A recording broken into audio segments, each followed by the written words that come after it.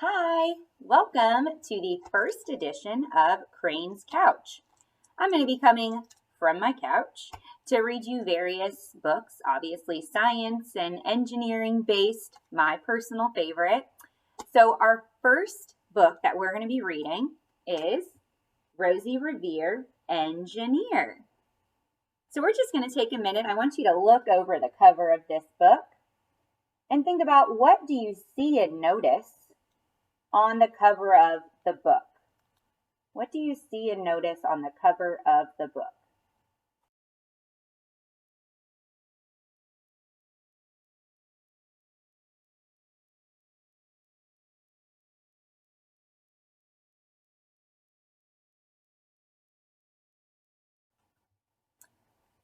So I think that this book is going to be about a little girl named Rosie, and she might be trying to engineer some things up, maybe trying to create or invent some new things.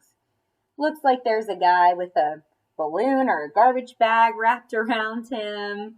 Maybe he's becoming a hot air balloon. I don't know. But she has lots of tools and gadgets down here that she might be engineering with. So let's dive on into the book.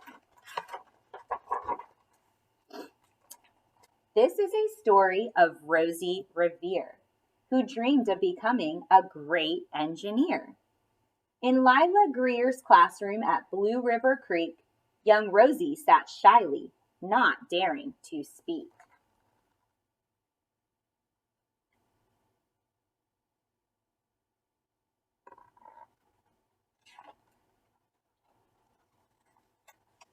But when no one saw her, she peeked in the trash for treasures to add to her engineer's stash. And late at night, Rosie rolled up her sleeves and built in her hideaway under the eaves. So, what was Rosie looking for in the trash? What was Rosie looking for in the trash?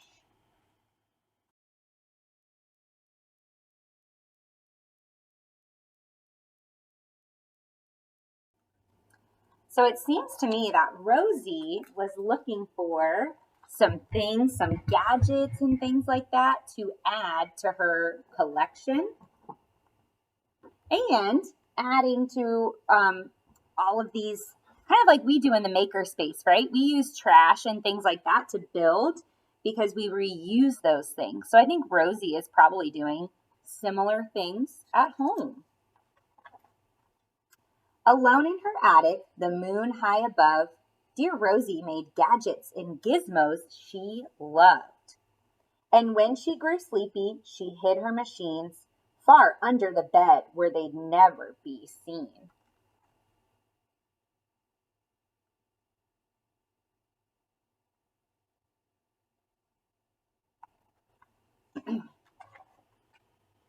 When Rosie was young, she had not been so shy. She worked with her hair swooping over one eye and made fine inventions for uncles and aunts. A hot dog dispenser and helium pants. There's the guy we saw on the cover of the book with the helium pants, right? So he's like a balloon.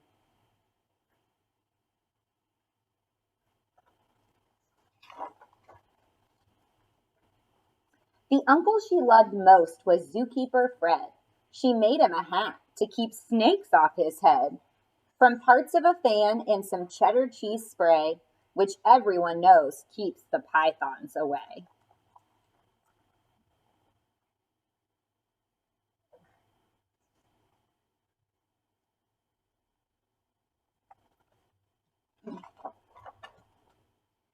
And when it was finished, young Rosie was proud.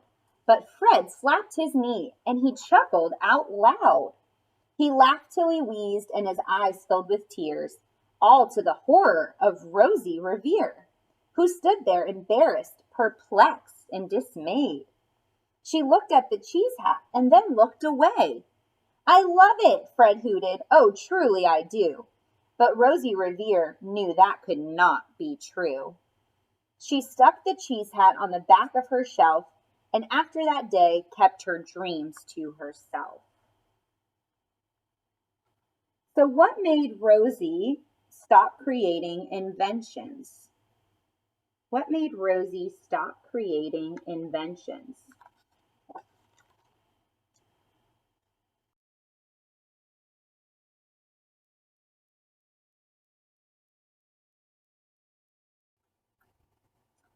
So sadly, it seems like her uncle laughing at her is what caused her to stop creating inventions. So she said she was embarrassed, perplexed, which means confused about why he was laughing. She was dismayed, like she just didn't understand why her uncle was laughing. So she figured he was laughing because he was making fun of her invention, which caused her to then become more shy and not want to create inventions anymore. And that's how it went until one autumn day, her oldest relation showed up for a stay.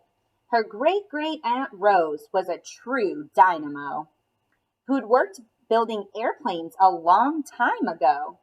She told Rosie tales of the things she had done and goals she had checked off her list one by one. She gave a sad smile as she looked to the sky. The only thrill left on my list is to fly. But time never lingers as long as it seems. I'll chalk that one up to an old lady's dreams.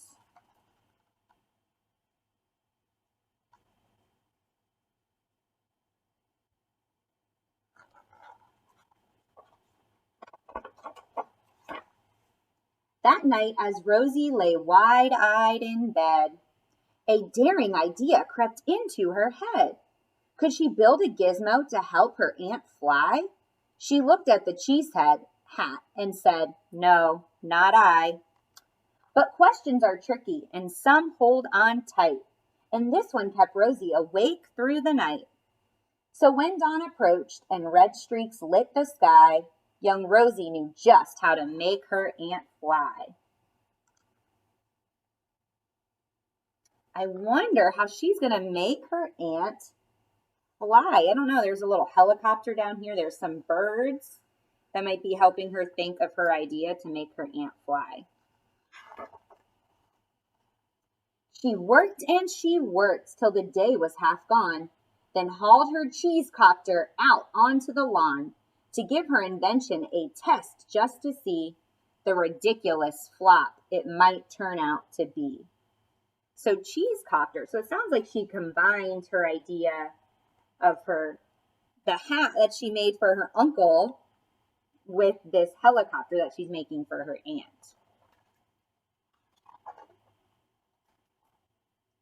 Strapped into the cockpit, she flipped on the switch. The helio cheesecopter sputtered and twitched.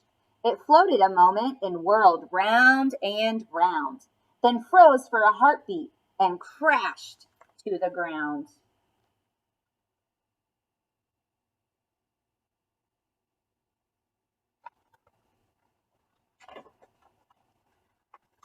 Then Rosie heard laughter and turned round to see the old woman laughing and slapping her knee. She laughed till she wheezed and her eyes filled with tears, all to the horror of Rosie Revere, who thought, "Oh no, never, not ever again will I try to build something to sputter or spin, or build with a lever, a switch, or a gear, and never will I be a great engineer." So why did Rosie think she would never be a good engineer? Why did Rosie think she would never be a good engineer?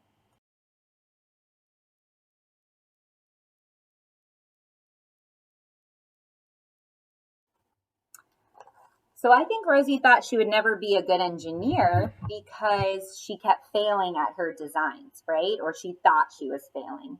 But little does she know, it is a good thing for engineers to fail because they learn what not to do. So if it doesn't work, she's learned a way not to build her cheese copter, and she can go on and try another design that might work. So failure is a really good thing for engineers and for people in general because they learn what not to do, right?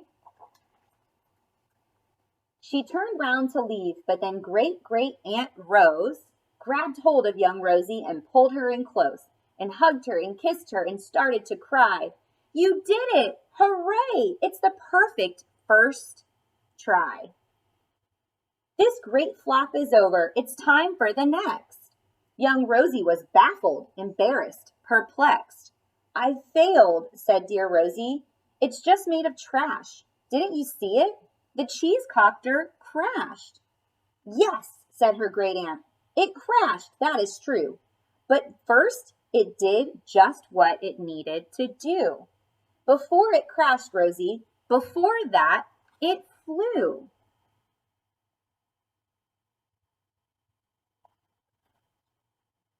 So her aunt is telling her the same thing, that it did fly, right? So part of it was right. What we just need to fix the other part. Your brilliant first flop was a raging success. Come on, let's get busy and on to the next. She handed a notebook to Rosie Revere, who smiled at her aunt, and as it all became clear. Life might have its failures, but this was not it. The only true failure can come if you quit. So there's her notebook, kind of like our science and robotics and engineering notebooks, right? We have to keep detailed diagrams of our models.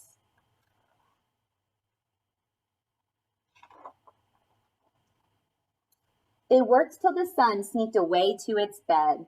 Aunt Rosie tied her headscarf round Rosie's head and sent her to sleep with a smile ear to ear to dream the bold dreams of a great engineer. And I love that saying, the only true failure is if you quit.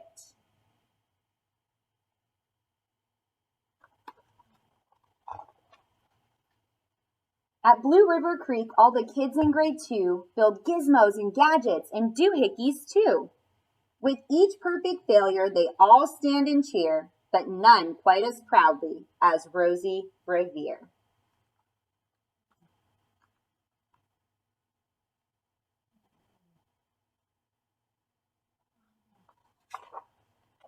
The end.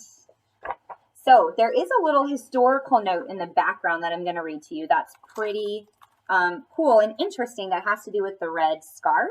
And if you've ever heard of Rosie the Riveter, then you'll know a little bit about it. But if not, maybe it's something you could do while you're at home, learn more about Rosie the Riveter.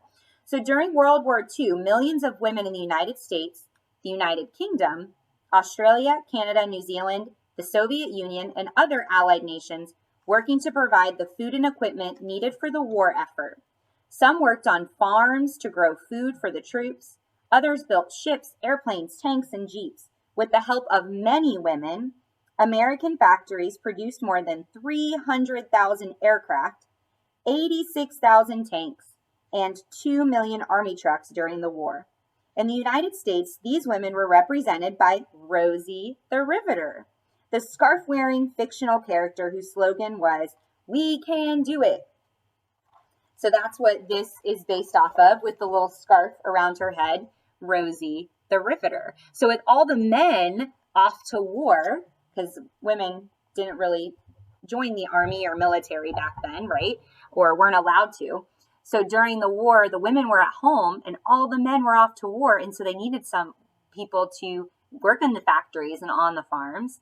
And so that's when they enlisted the help of women to do all of that stuff. So pretty cool, because they did build airplanes and tanks and things like that, just like Rosie was building.